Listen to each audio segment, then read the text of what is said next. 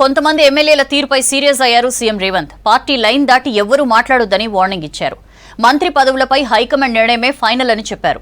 సంక్షేమ పథకాలను ప్రజల్లోకి బలంగా తీసుకెళ్లేందుకు ఎమ్మెల్యేలు నియోజకవర్గాల్లో పర్యటించాలన్నారు.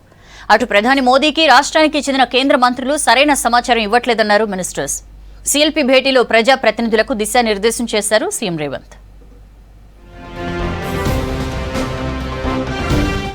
ఇష్టం వచ్చినట్లు మాట్లాడితే మంత్రి పదవులు రావని ఎమ్మెల్యేలకు వార్నింగ్ ఇచ్చారు CM Revanth Reddy. Party line దాటి ఎవరూ మాట్లాడొద్దని హెచ్చరించారు.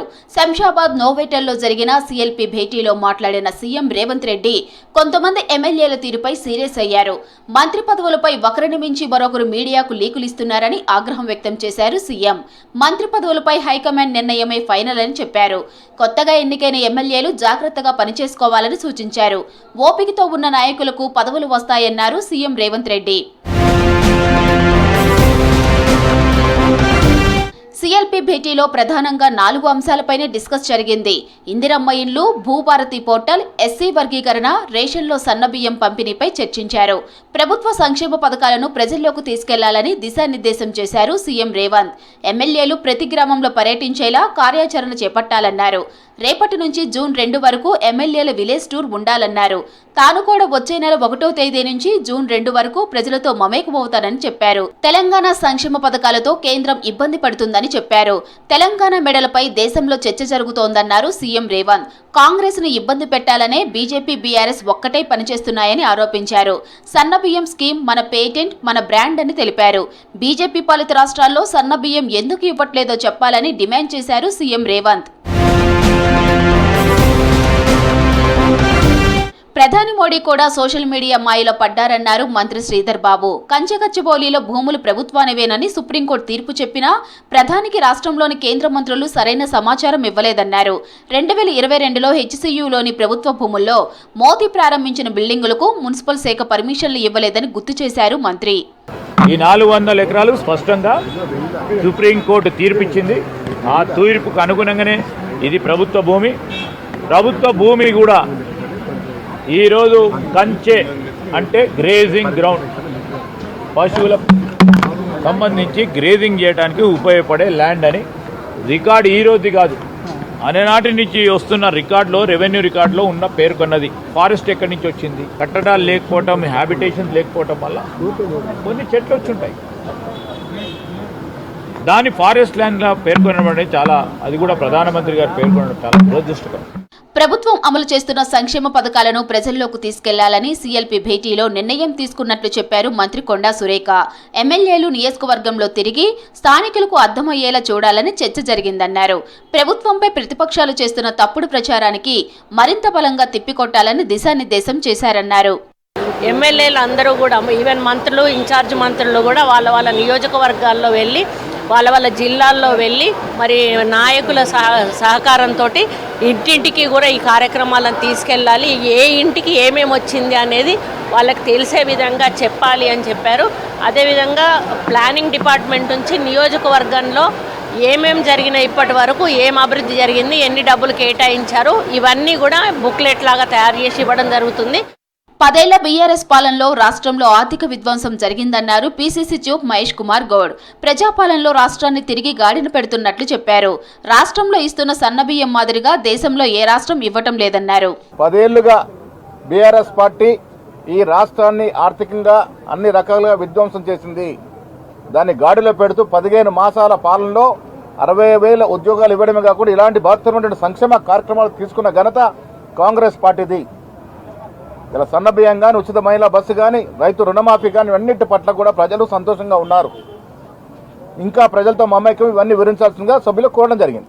హైదరాబాద్ సీఎల్పీ సమావేశంలో డిప్యూటీ సీఎం బట్టి విక్రమార్క, మంత్రులు, పీసీసీ చీఫ్ ను కలిశారు. కొత్తగా ఎన్నికైన ఎమ్మెల్సీలు విజయశాంతి, అద్దంకి దయాకర్, శంకర నాయకులను అభినందించారు బట్టి.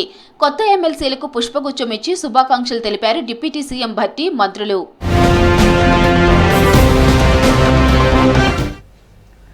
దుబ్బాక బీఆర్ఎస్ ఎమ్మెల్యే కొత్త ప్రభాకర్ రెడ్డి చేసిన వ్యాఖ్యలు తీవ్ర దుమారం రేపుతున్నాయి. కాంగ్రెస్ ప్రభుత్వాన్ని కూల్చేయాలని బిల్డర్లు తనతో చెప్పారన్నారు కొత్త ప్రభాకర్ రెడ్డి. ఎమ్మెల్యేలను కొనుగోలు చేయడానికి ఖర్చు భరిస్తామని బిల్డర్స్ తనతో చెప్పారన్న ప్రభాకర్ వ్యాఖ్యలపై మంత్రులు, కాంగ్రెస్ నేతలు ఫైర్ అయ్యారు. ప్రజల మద్దతుతో గెలిచిన ప్రభుత్వాన్ని కూల్చడం ఎవరి తరం కాదన్నారు హస్తం లీడర్లు.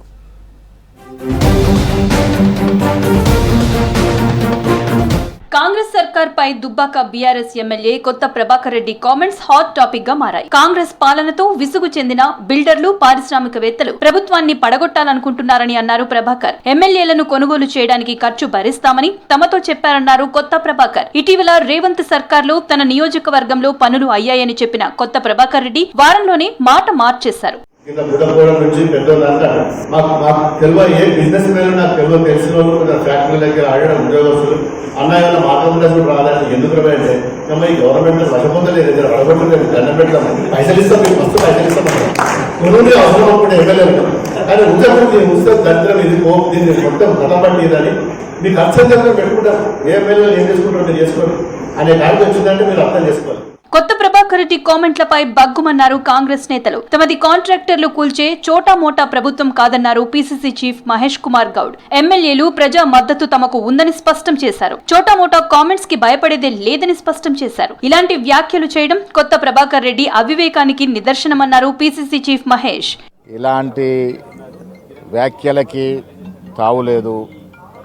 సంపూర్ణమైనటువంటి మద్దతు మా ఎమ్మెల్యేలది ఉంది. ప్రజల మద్దతు కూడా మాకు సంపూర్ణంగా ఉంది. ఇలాంటి చోటా మోటా వ్యాఖ్యలకు భయపడేది లేదు. కొత్త ప్రభాకర్ రెడ్డి కామెంట్లను ఖండించారు మంత్రులు పొన్నం ప్రభాకర్, పొంగులేటి శ్రీనివాస్ రెడ్డి. కొత్త ప్రభాకర్ కు ట్రాన్స్పోర్ట్ బిజినెస్ ఉందేమో, అందుకే ఇష్టం వచ్చినట్లు మాట్లాడుతున్నారని ఫైర్ అయ్యారు. బజారులో పశువుల మాదిరిగా ఎమ్మెల్యేలను కొంటామంటున్నారన్నారు. సీఎం సీట్ కోసం తండ్రి కొడుకు తాపత్రయపడుతున్నారన్నారు మంత్రులు. నేను ఆయన ట్రాన్స్పోర్ట్ బిజినెస్ మెన్ అనుకున్న ప్రభాకర్ రెడ్డి, ఆయన జ్యోతిష్కం చదివింది తెలియదు. మేము జ్యోతిష్కం చదవలే. మాకు ప్రజల విశ్వాసం ఇచ్చినారు. ప్రభుత్వం కూలిపోవాలని మీరు మీ నాయకుడు కోరుకుంటే చెప్పండి. మా ప్రభుత్వాన్ని కూలవడానికి ఏదో చేస్తామనేటువంటి కుట్ర చేస్తే ఇక్కడ ఓడు ఊరికే చేతులు తప్పుకుంటే అటుగానే రా నాయన రా అని చెప్పడానికి లేవు. మీరు ఇందిరమ్మ ప్రభుత్వాన్ని కూల్చాలని పగట కలలకు అంటున్నారు.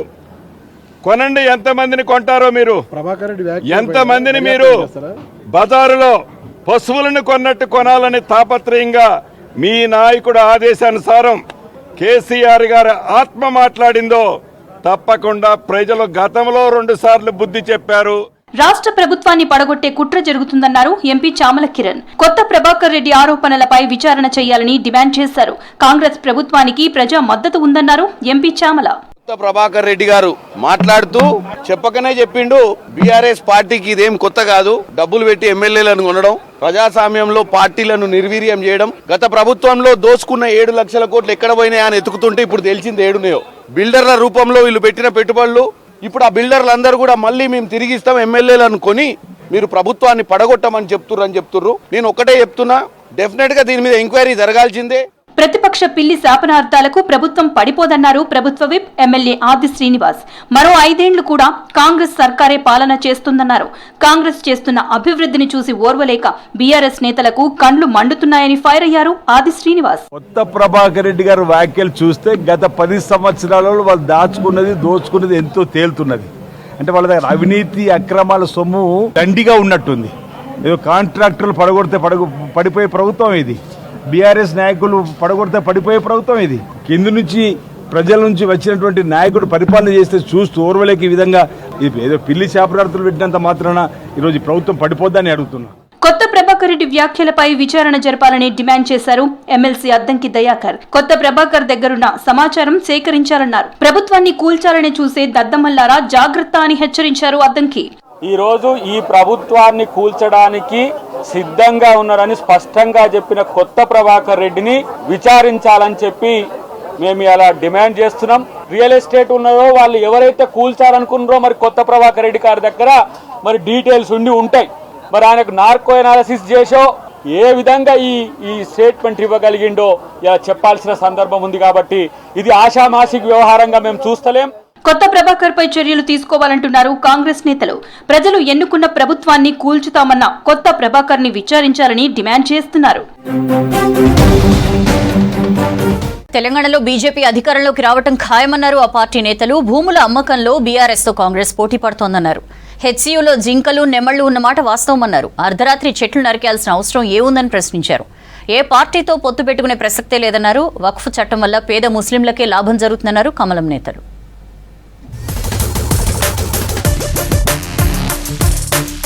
వక్ఫ్ చట్టం వల్ల పేద ముస్లింలకు లాభం తప్పితే ఒక్క పైసా కూడా నష్టం జరగదన్నారు కేంద్ర మంత్రి కిషన్ రెడ్డి. వక్ఫ్ భూములు అన్యాక్రాంతం కావన్నారు. వక్ఫ్ బోర్డు చట్ట సవరణ ద్వారా జిల్లా కలెక్టర్ అథారిటీగా ఉంటారని చెప్పారు. ప్రజల ఆమోదంతోనే వక్ఫ్ చట్ట సవరణ చేశామన్నారు. అక్రమ ఆస్తులు ఉన్నవారే వక్ఫ్పై వ్యతిరేకంగా పోరాటం చేస్తున్నారని విమర్శించారు. కాంగ్రెస్ బీఆర్ఎస్ కు బిగ్ బాస్ అసదుద్దీన్ ఓవైసీ అన్నారు. రేవంత్ బ్రాండ్ ఏంటో వచ్చే ఎన్నికల్లో తెలుస్తుందన్నారు. నా బ్రాండ్ నేషనలిజం అని మీడియాతో చిట్చాట్లో చెప్పారు కిషన్ రెడ్డి.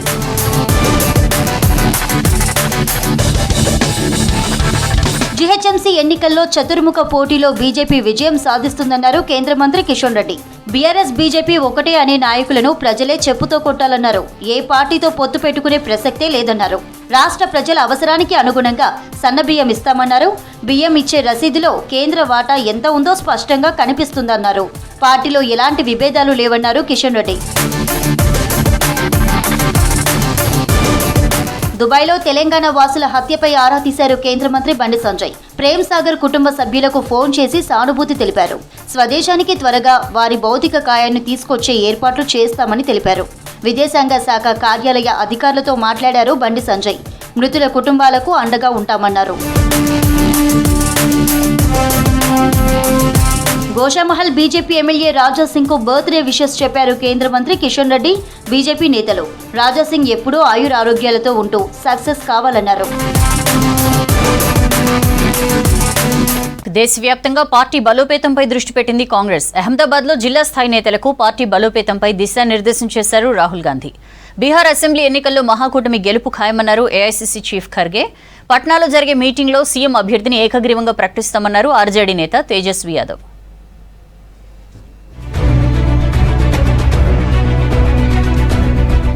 గుజరాత్లో కాంగ్రెస్ను అధికారంలోకి తేవడమే లక్ష్యంగా ప్రణాళికలు సిద్ధం చేస్తోంది కాంగ్రెస్ పార్టీ. దీనిలో భాగంగా అహ్మదాబాద్లో ఆర్గనైజేషన్ క్రియేషన్ క్యాంపియన్ పేరుతో నిర్వహించిన అవగాహన సదస్సులో పాల్గొన్నారు రాహుల్ గాంధీ. జిల్లా స్థాయిలో పార్టీ బలోపేతంపై స్థానిక నేతలకు దిశానిర్దేశం చేశారు. గుజరాత్లోని ప్రతి ఓటరుకు బీజేపీ సృష్టించిన ద్వేషం, అన్యాయం గురించి తెలియజేయాలన్నారు. అలాగే కాంగ్రెస్ సిద్ధాంతాలను క్షేత్రస్థాయికి చేర్చాలన్నారు రాహుల్.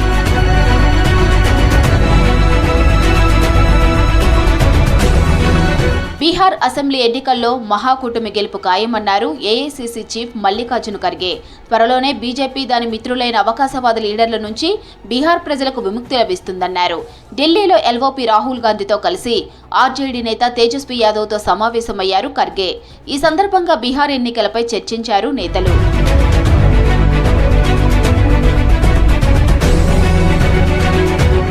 బీహార్ ఎన్నికల్లో అధికారంలోని ఎన్డీఏ కూటమికి ఓటమి తప్పదన్నారు ఆర్జేడీ నేత తేజస్వి యాదవ్.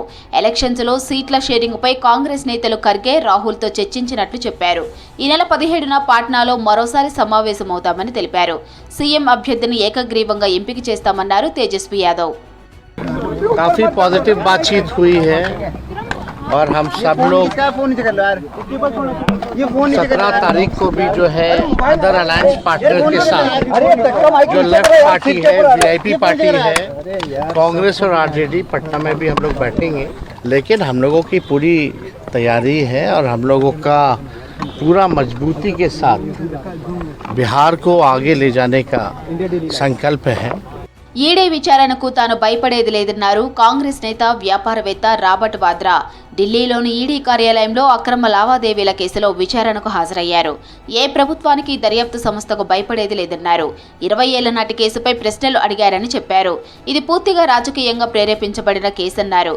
ఈడీ అధికారులు అడిగిన అన్ని ప్రశ్నలకు సమాధానం చెప్పానన్నారు. 23,000 documents were submitted in 2019. The case that they're asking me about is a 20-year-old case.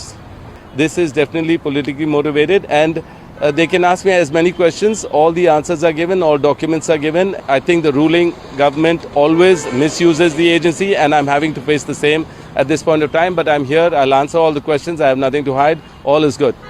ఉత్తరప్రదేశ్లో బీజేపీ అరాచక పాలన కొనసాగుతోందన్నారు SP chief Akhilesh Yadav. CM Yogi పాలన నచ్చక బీజేపీ నేతలు పెద్ద ఎత్తున సమాజ్వాదీ పార్టీలో చేరుతున్నట్లు చెప్పారు. దేశ చరిత్ర, సంస్కృతిపై ఎలాంటి కాంట్రవర్సీ కామెంట్లు చేయవద్దని ఎస్పీ నేతలను ఆదేశించామన్నారు అఖిలేష్. बड़ी संख्या में लोग न केवल यहाँ हैं बल्कि महाराष्ट्र में भी बड़ी संख्या में लोग साथ आएंगे.